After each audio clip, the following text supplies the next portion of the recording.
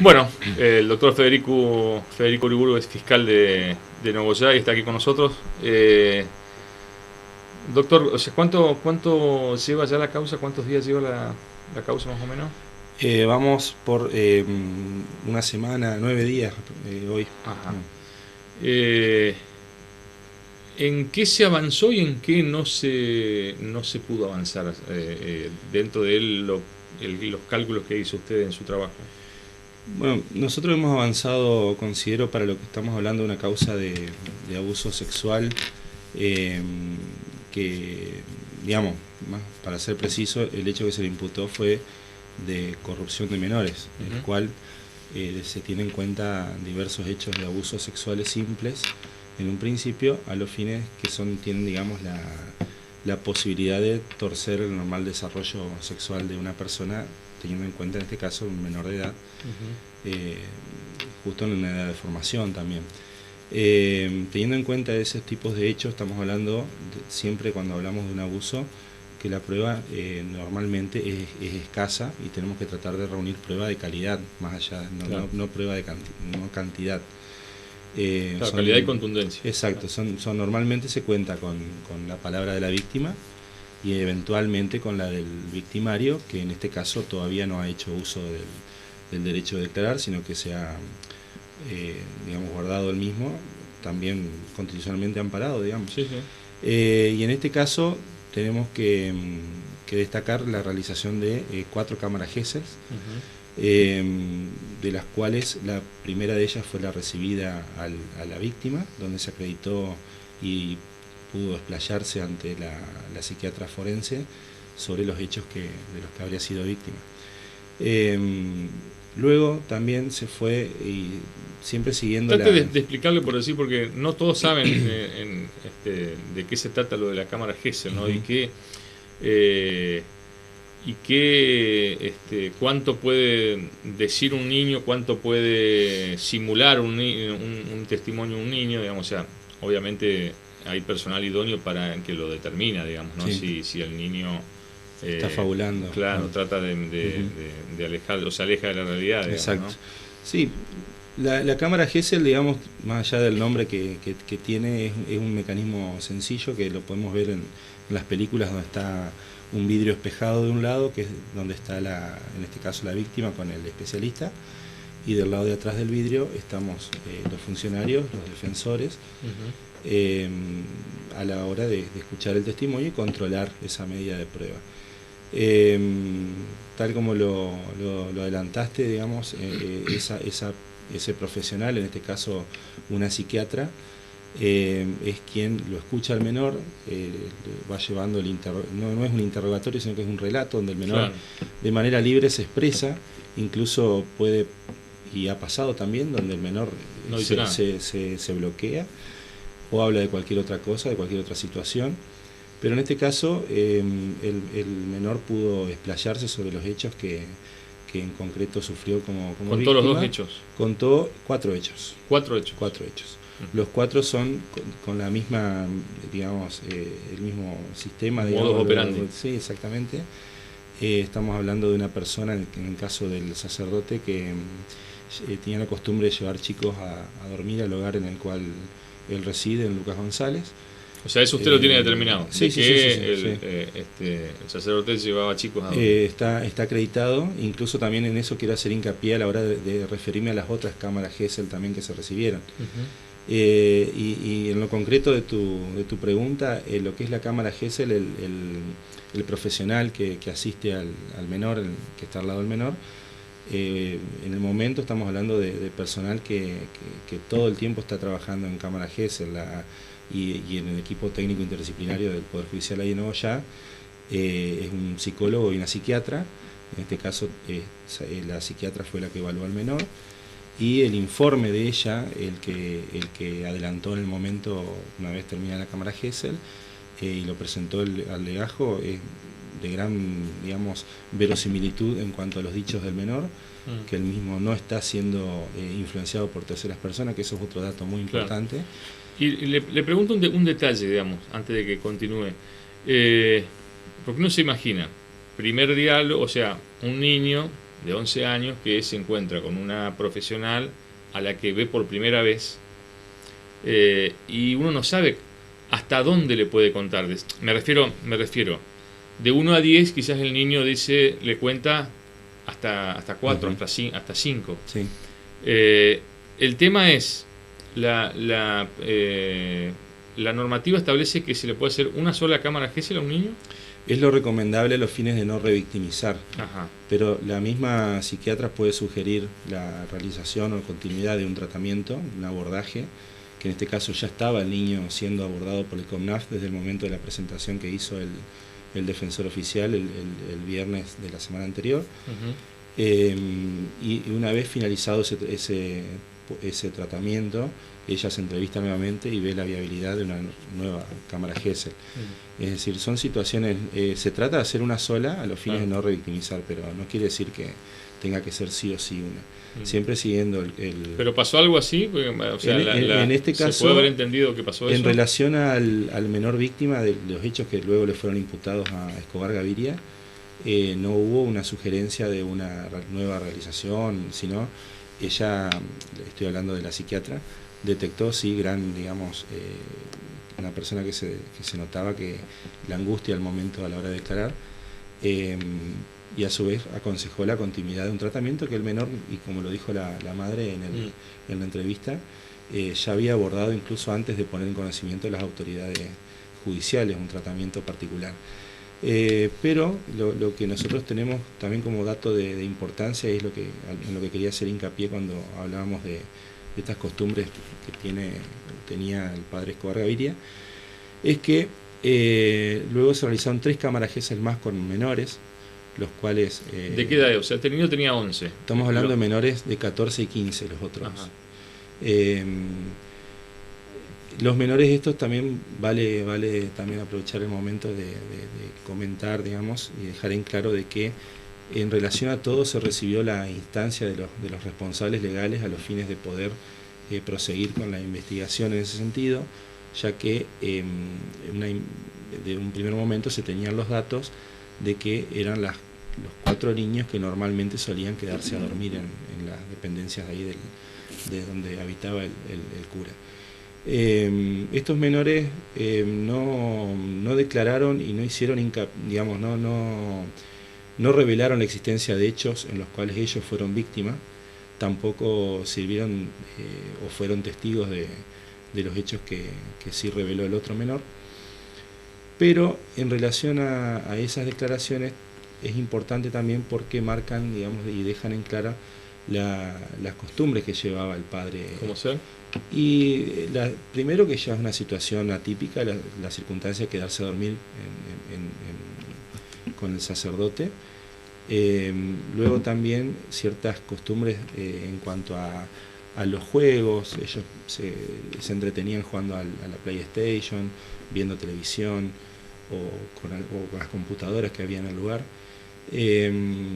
Luego también hacían una suerte de como se conoce hoy, un pijama party, juntaban varios colchones en el piso y se quedaban a dormir ahí. Y a la noche solían ver, el padre dicen que iba y controlaba si estaba durmiendo o no estaban durmiendo los menores. Perdón, uno que conoce lo de la causa de la RAS, y la RAS tenía una práctica parecida, digamos. A algunos chicos abusaba y a otros no. O sea, otro que, es como que hacía la misma práctica, digamos. Claro. O sea que no me resulta extraño, digamos. Claro. Aquí lo que a nosotros nos sirve, porque yo digo, por suerte no tenemos, estos niños no declararon haber sido víctimas, no nos interesa a nosotros tener más víctimas, digamos. En este sentido, nos gustaría no tener víctimas, esa es la realidad. Pero en este caso los otros menores referían que lo veían pasar una vez que ya estaban prontos a dormir o ya dormidos o entre sueño incluso, que pasaba con una linterna o bien hacía una especie de prendía y apagaba la luz para ver supuestamente si estaban o no dormidos ellos. Entonces este relato cotejado con el que dio el menor que declaró haber sido víctima de abuso, encuadra perfectamente en esas prácticas porque justamente el menor refiere que él era convocado o llamado por medio de la linterna. El menor el cura lo veía despierto o lo despertaba con la misma luz y le hacía seña con la luz. Y así lo llevaba al cuarto de él.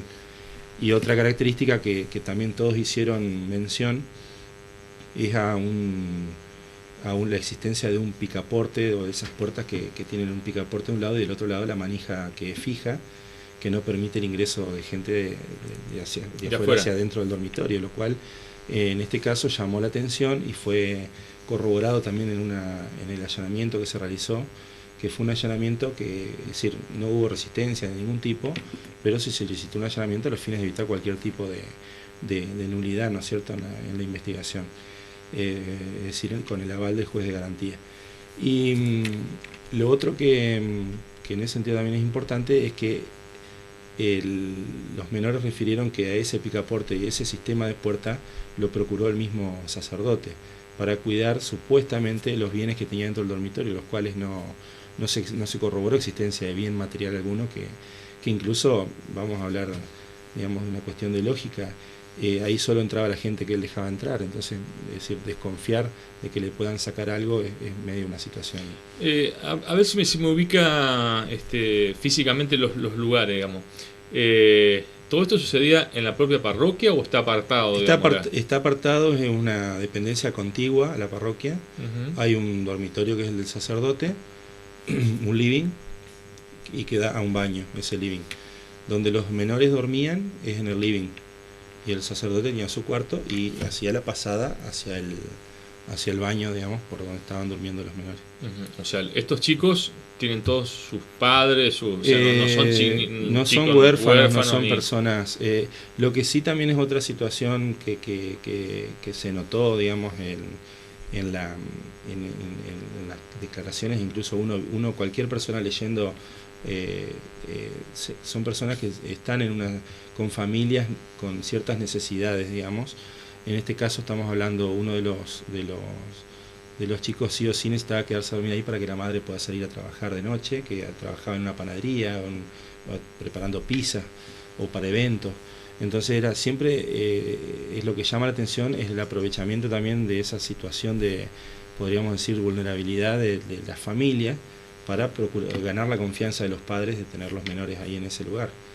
Y en el caso del menor víctima, ellos sobre todo vienen siendo también, fueron objeto de una causa penal hace 5 años, antes de que incluso yo esté en la ciudad de Nogoyá, por un hecho, digamos, un siniestro vial, que los tuvo también como señalados en el pueblo, pero como al lado de victimarios, por así decirlo, entre comillas. ¿Le sorprendió que el propio arzobispo de Paraná lo fuera a ver el cura a la unidad penal de Victoria? Sí, es un dato que lo tengo de hoy, digamos, me enteré hoy. No, la verdad me tomó por sorpresa, no le hace, digamos, a la investigación ni nada. Pero de todas formas, lo que sí en este caso quiero destacar, que a diferencia de las otras causas, contamos con el aval, por así decirlo, porque fue la iglesia misma la que ordenó a las hermanas hacer la presentación. Eso es lo que también quiero destacar. O sea, hay una monja de la congregación de Lucas González. Exacto. Y otra monja que es una superiora que vino desde Córdoba. Exactamente. Sí, o sea, sí. Como integrante de la conducción de la congregación. Exacto, digamos, o sea, exacto. Se le dio el marco institucional a la presentación. Esto normalmente ocurre con las denuncias que nosotros se tramitan, porque vale también marcar la situación. Esto se toma conocimiento en la institución educativa, que es un foco de detección, digamos, muy importante a la hora de estas cosas, porque es en virtud de un vínculo que genera el docente con el alumno. Y esto es lo que pasó acá también, es decir, hubo un disparador que motivó a la víctima a contar a la docente o expresarse por intermedio de una carta que escribió, y luego de allí se desplegaron esta serie de expresiones que motivó al menor a contarle a la madre, a un amigo, a la docente y así enterarse las religiosas. El cura Juan Diego dijo algo, digamos, o sea, no me refiero a la cuestión específica de si va a declarar, si dijo algo cuando se presentó espontáneamente. No, yo estaba ahí cerca de la jefatura cuando él se hizo presente. Simplemente solicitó tener algunos elementos personales con él, un rosario y una Biblia, que fue lo que pidió, pero me lo manifestó a mí, pero digamos esa situación se la derivé a su jefe departamental, porque es una cuestión estrictamente de lo policial, digamos, lo administrativo. Son lo que puede y no tener un detenido, no es una situación que tengamos que ver nosotros. ¿El cura pidió permanecer en la jefatura departamental, donde fue alojado en principio? Sí, en realidad él pidió, una vez que le fue rechazada la prisión domiciliaria. Esto fue una audiencia que se celebró a puertas cerradas por la característica de la investigación del hecho. Él manifestó cuestiones de salud, que por cuestiones de salud quería estar en jefatura departamental y no en la unidad penal. ¿Y hay alguna cuestión de salud científicamente comprobada? Hicieron una presentación de unos estudios ahí al juez de garantía, pero de todas formas, como sucede con todos los otros detenidos que argumentan lo mismo, nada mejor que en este caso la unidad penal 5, que es la que está cercana a la ciudad de Nogoyá, que está en Victoria, para tener una persona con una situación de salud, digamos, que necesita atención. En Nogoyá el médico de policía no cuenta con los elementos para atender una situación de emergencia, y en el caso de Victoria sí tiene equipos técnicos interdisciplinarios y se trabaja muy bien. ¿Y están en alguna celda especial? A diferencia del resto de la población ahora, carcelaria. Hasta el día sábado estuvo en una sala de preingreso, digamos, no estaba con el resto de la población carcelaria, y luego el día de hoy a la mañana me notifiqué de una situación que se pidió un informe a los fines de establecer justamente en qué situación y en qué parte está de la unidad penal, a raíz de un escrito que han presentado los señores defensores. ¿En qué sentido? Piden el traslado a la unidad penal a la jefatura departamental. Los abogados los defensores particulares argumentan cuestiones de salud, y asimismo también cuestiones de temor del sacerdote a estar en la unidad penal número 5. Pero de temor. Eso es lo que tuve yo conocimiento muy... el juez dispuso que se evacúen, digamos, principalmente lo neurálgico del pedido era que necesitaba atención, que no estaba comiendo bien, creo que era una de las otras circunstancias que habían argumentado los defensores, y que tenía temor. Entonces ello se pidió a la unidad penal número 5 en 24 horas de informe. El cura Escobar Gavira se entiende que era el responsable el máximo responsable del cuidado de la Madre Superiora Luisa Toledo de las Carmelitas Descalzas, digamos, o sea, de última él era quien tenía que controlar sí, qué hacía o qué no hacía. Sí, procesalmente no estaba, si bien se puede, digamos, en lo que es el Código Procesal establece la posibilidad de que una persona esté al cuidado de otra, como garantizando la situación para que esté a derecho. En este caso no estaba en ese sentido, pero sí es el responsable del colegio donde ella está siendo alojada actualmente.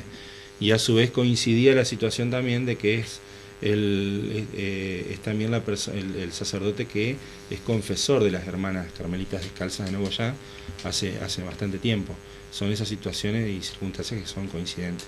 ¿Usted estuvo en el allanamiento en la parroquia de...? No.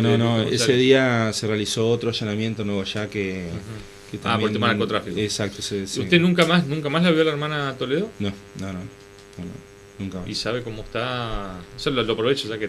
Sí, perfecto. No, en este momento no tengo conocimiento en lo personal. Incluso ahí se planteó acá en la ciudad de Gualeguaychú un recurso.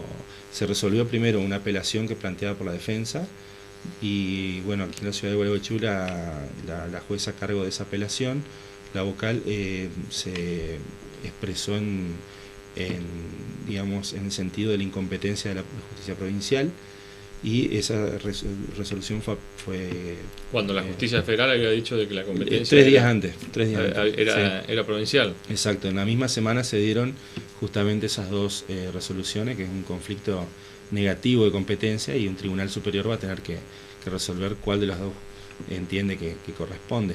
Y en ese marco, digamos, no se le ha recibido declaración. Ella puede optar si quiere declarar o no en cualquier momento. Sí habían dicho los señores defensores en su momento de que iban a esperar que se defina la competencia a los fines de que ella declare o no. Lo que sí estamos ahora en una etapa, esta serie de apelación no nos impide seguir adelante con la investigación, y en estos días están el equipo técnico del Juzgado de Familia y Penal de Menores Nogoyá está evaluando cuatro hermanas, estaría evaluando en estos días, para ver si están en condiciones de prestar declaración o no. Una vez que el equipo técnico... Actuales hermanas. Sí, internas del convento. ¿Se sabe en qué medida si la salida de la hermana Toledo descomprimió un poco la realidad que vivían? Sí, yo he tomado conocimiento directo con la madre de una de ellas, no de las víctimas que denunciaron, sino de una carmelita. Sí, actual. Exacto. Quien me comentó que ha cambiado bastante la situación, que incluso han permitido verse sin reja de por medio, en una casa que tienen para los huéspedes o los visitantes que van. Los dejan estar allí. En ese sentido se ha descomprimido lo cerrado de las reglas. La tensión que había todo el tiempo. Sí, incluso han manifestado públicamente que ya están variando hasta el alimento. Están comiendo carne, por ejemplo, que era algo que decían que no comían. Ahora se abrieron en ese sentido.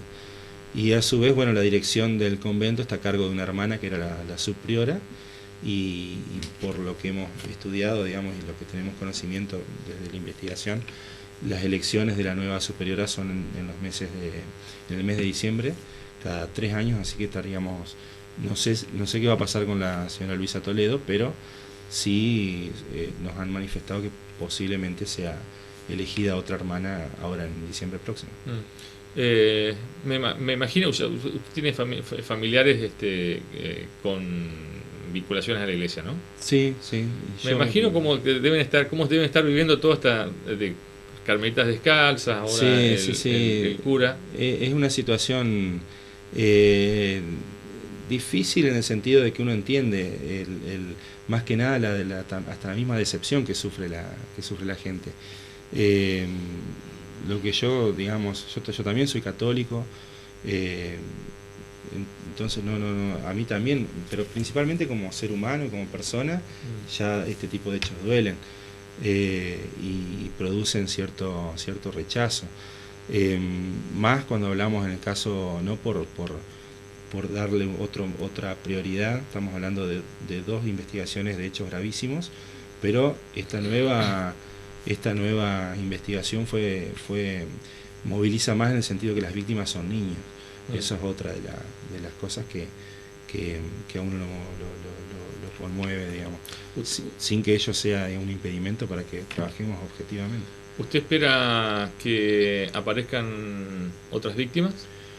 Apelo a que normalmente cuando se suceden estos hechos se produce una serie de efectos dominó, porque lo principal, y pasó también con el menor que es víctima, tenía miedo de contar por el miedo a que no le crean, romper esa primera barrera, digamos, y en este caso se le creyó como corresponde, digamos, creer, porque en definitiva las medidas que se llevan adelante de pruebas son las que nos van a decir si estamos ante la probabilidad o no de que el hecho se haya ocurrido, y luego de elevado a juicio de probarlo con el grado de certeza que se requiere. Pero quiero, para cualquier víctima o persona que pueda llegar este mensaje, de que van a ser oídos en la unidad fiscal y que se les va a preservar y garantizar los derechos como víctima le corresponden, y con la seriedad que corresponde cualquier tipo de investigación. Bien, doctor Uriburu, gracias por la visita. De nada. Nos vamos a la pausa, ya volvemos.